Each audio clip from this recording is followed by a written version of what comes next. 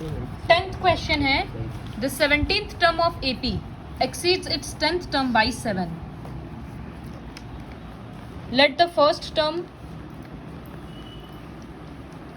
be A and common difference be D. बोला जो 17th term है वो 10th टर्म से 7 ज़्यादा है. इसका मतलब इक्वेशन बनेगा तो A17 equals to A10 plus 7. Anshika A17 के बदले क्या लिखेंगे?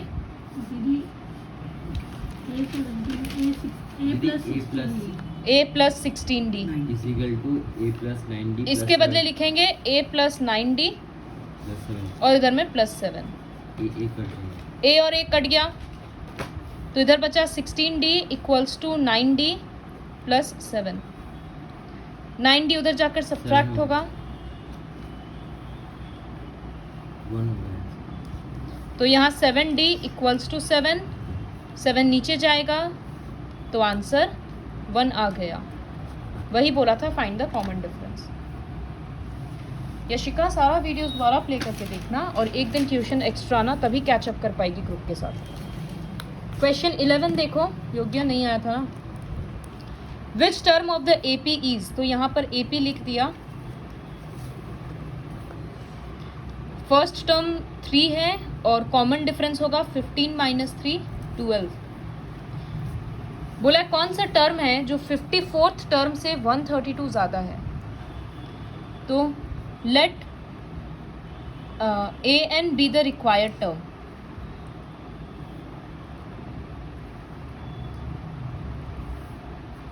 तो यहाँ पर क्वेश्चन के अकॉर्डिंग क्या बन रहा है कि ये जो रिक्वायर्ड टर्म है ये क्या होगा? 54th टर्म से 132 ज़्यादा. यहाँ पर AN के बदले क्या बैठेगा? A plus N minus 1 D. इसके बदले बैठेगा A प्लस 53D और यहाँ बैठेगा 132. A काट भी सकते हैं या एक बार 3 और 3 रिप्लेस भी कर सकते हैं. काट दे रहे हैं. N माइनस 1 कॉमन डिफरेंस है 12.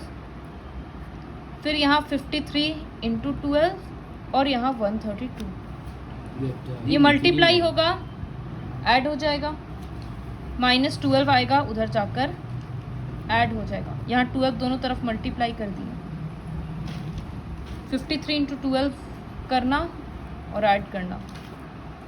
माइनस 12 को उधर ऐड करना, फिर 12 को नीचे भेज देना क्योंकि कॉमन डिफरेंस है. 12 आया हुआ है इसलिए. समझ आया? क्वेश्चन 12 देखो, इम्पॉर्टेंट क्वेश्चन है और इजी क्वेश्चन है. बोले 2 AP है, दोनों का कॉमन डिफरेंस सेम है. तो let the common difference of 2 APs be small d. लेकिन दोनों का फर्स्ट टर्म अलग है. तो let the first term of 2 APs be small a and capital A dash भी ले सकते हैं, कुछ भी ले सकते हैं. तो यहाँ पर क्वेश्चन क्या है? The difference between their 100th term. तो according to problem, according to नहीं सॉरी, गिवन है कि दोनों के 100th टर्म का डिफरेंस, इसका 100th टर्म मतलब A100 माइनस कैपिटल A100. दोनों के 100 टर्म का डिफरेंस 100 है. तो A100 का मतलब क्या होगा? A प्लस 99D, ठीक है, और बीच का माइनस A कैपिटल 100 मतलब कैपिटल A प्लस 99D. समझ में आया? ये इसका 100th टर्म है, ये इसका 100th टर्म है. जब ब्रैकेट ओपन करेंगे तो पीछे वाले का साइन चेंज होगा. ये और ये कट गया. तो अभी बच रहा है small a minus capital A equals to 100. लेकिन अभी ये नहीं पूछा था, पूछा है what is the difference between their 1000th term. तो हमको निकालना क्या है? A1000 minus capital A1000. तो इसके बदले पहले पुट करेंगे. इसके बदले ये कैसे लगाएंगे? जय, ये 1000 है ना, वो तो फर्स्ट टर्म है. तो A1000 का मतलब क्या होता है? A प्लस 999D फिर माइनस और इधर में होगा कैपिटल A प्लस 999D. तो फिर इससे जब यहाँ पर ब्रैकेट ओपन करेंगे तो ये कट जा रहा है, तो बच रहा है a माइनस a, इसका मतलब 100 ही आ रहा है। तो देयरफॉर दोनों के 1000th टर्म के बीच में भी डिफरेंस 100 ही रहेगा। तो therefore difference between their 1000th term is 100। समझ में आया? इसके बाद ये पूरा कंप्लीट हुआ। इधर से 17th वाला क्वेश्चन देखो, बोला है find the 20th term from the last, मतलब जो एपी दिया है उसमें पीछे से 20th टर्म निकालना। क्वेश्चन करने का 2 प्रोसेस है, बट जो इजी प्रोसेस है वो ये है कि एपी को ही उल्टा लिख देंगे।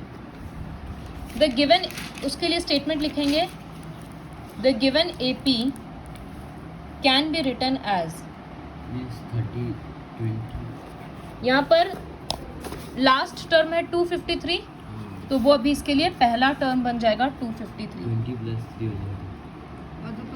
दोनों के बीच का डिफरेंस है 5 करके आगे बढ़ते जा रहा है ना, तो हम लोग 5 करके पीछे जाते जाएंगे। तो ये -5 करेंगे तो 248, फिर -5 करेंगे तो 243, इस तरह से चलेगा।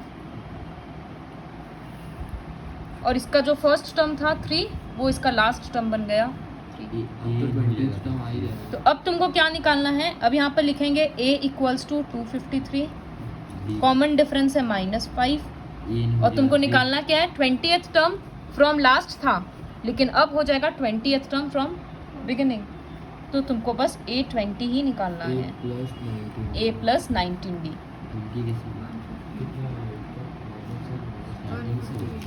स्टार्टिंग से लेंगे तभी तो a20 ले रहे हैं। तो a20 क्या होता है? a + 19d। क्वेश्चन में बोला था लास्ट से निकालना है, लेकिन हम पूरा इक्वेशन को ही उल्टा कर दिए, तो अब लास्ट का मतलब फर्स्ट हो गया, इसीलिए हम फर्स्ट से, क्योंकि जो फॉर्मूला है वो तो फर्स्ट से ही पता है ना, इस वजह से। फिर क्वेश्चन 18 पढ़ो, शायद बहुत लोगों को आया होगा।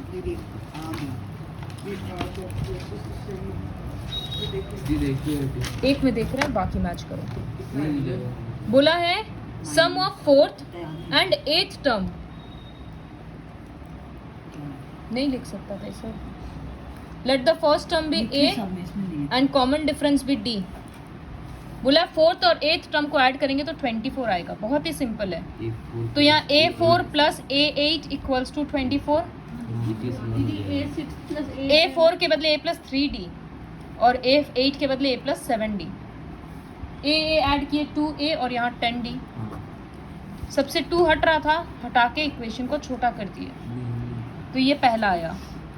फिर बोला है sum of 6th and 10th term is 44। a6 मतलब a + 5d, a10 मतलब a + 9d। वहाँ से सॉल्व किए, सबसे 2 हटा दिए, तो ये आया। दोनों इक्वेशन को सब्ट्रैक्ट कर देंगे, तो a कट जाएगा और सॉल्व करेंगे तो d का आंसर 5 आ रहा है।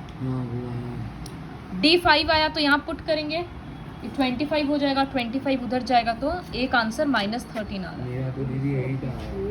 कुछ मिस्टेक है। तो फर्स्ट टर्म और कॉमन डिफरेंस मिल गया। अब फर्स्ट 3 टर्म्स लिखना है।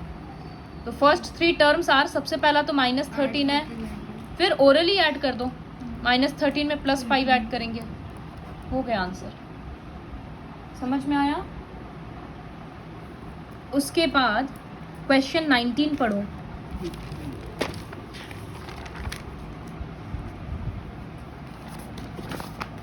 ये कहाँ से कॉपी किया? खुद से लिखे आप, उसमें लिखा है ना मल्टीपल ऑफ 4b। जो ईयर होगा वो एक्स्ट्रा हो जाएगा, और जो 26 को 16 नंबर आएगा, मतलब n आएगा। 19th देखो कैसे लिखना, स्टेटमेंट नहीं लिखा है। Subbarao started working in 1995। उसका एनुअल सैलरी था 5000। हर साल 200 रुपया बढ़ते गया। तो स्टेटमेंट ऐसे लिखना होगा कि the salary of Subbarao can be expressed in AP as, सबसे पहला AP एज, फिर ये लिखना होगा सबसे पहला सैलरी उसका 5000, फिर 5200, 200 रुपया बढ़ा ना, फिर 5400 ... बढ़ के कितना हुआ? 7000। ठीक है। अब बोला क्या है कि in which year did his income become 7000। तो अगर ये 1995 है तो ये 1996 में हुआ, ये 1997 में हुआ। इस तरह से देखते हैं कितना सारा साल लगा। तो यहाँ पर ए है 500, कॉमन डिफरेंस है, let the annual salary. A है 5000, कॉमन डिफरेंस है 200। Let the year in which we become n. तो ए एन इक्वल्स टू 7000 हो रहा है। अब यहाँ पर फॉर्मूला पुट कर रहे हैं, a plus n minus 1d equals to 7000। a के बदले 5000 पुट करेंगे, d के बदले 200। सॉल्व करके n का वैल्यू 11 आ गया। तो लिखेंगे आफ्टर 11 ईयर्स। ठीक है, लेकिन यहाँ ये नहीं पूछा था आफ्टर हाउ मेनी ईयर, बोला इन विच ईयर। 7000 तो 1995 प्लस 11 कर देंगे इन 2006। समझ में आया? क्वेश्चन 20 पढ़ो। 20 सेम पैटर्न में है। देखिए पीछे